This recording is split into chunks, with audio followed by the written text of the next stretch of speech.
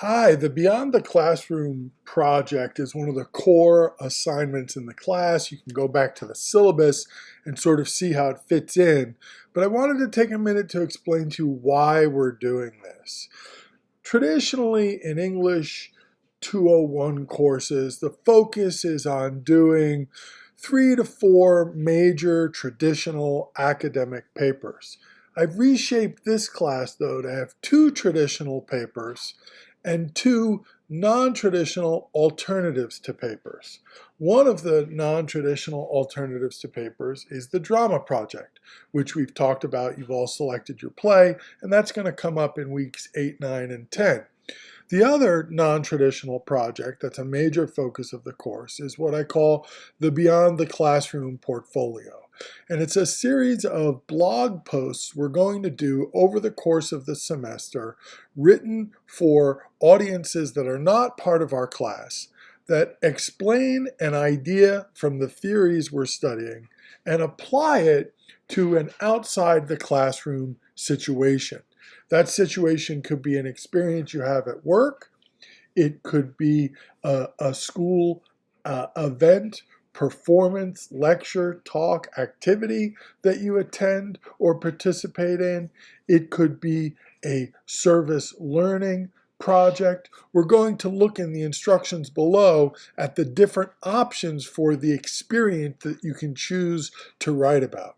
But the big point of the project is you're taking something you've learned about a theory and you're applying it to the world, your life beyond the classroom, and you're writing all of that for someone who's not in the class. So someone who hasn't read the theories, someone who hasn't had your experience and is relying on you to lay that out for them in a way that they can fully understand. So the activity ends up being a chance to develop your voice as a writer in terms of communicating to an audience beyond me and your classmates, and it also helps you take the concepts and theories we're learning here in the class outside the class, beyond the class. This is really important because a big reason the UCs have you take English 201 and require that there be this theoretical component is because whatever field you major in, whatever discipline you major in,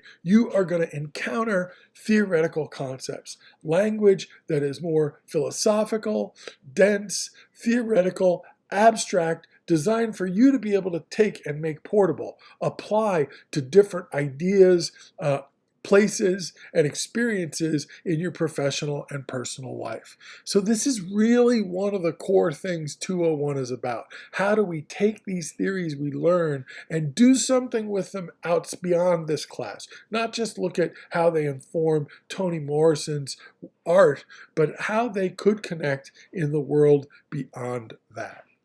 So please carefully read the instructions. They're long, and what I encourage you to do is go through them step by step. So step 1 is choosing an experience to write about.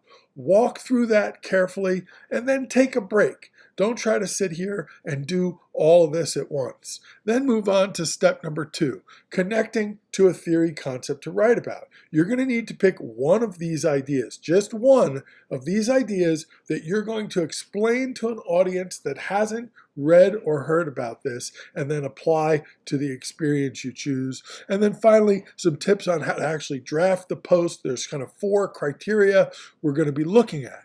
So if you sit here and read this whole thing and try to do it all at once, I think it's going to feel overwhelming.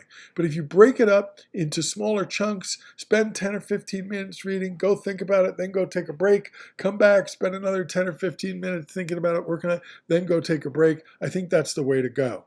The other thing I want to highlight about the Beyond the Classroom project is many students ask for more time on this assignment so they can find the experience they really want to write about. Maybe they've already got one in mind from work, but maybe they're interested in something that's going to be on campus next week. Maybe they're interested in the public art piece listed here as an option and they want to go out and have time to go find that piece of art. Maybe they want to do service learning and they need a little time to find that experience.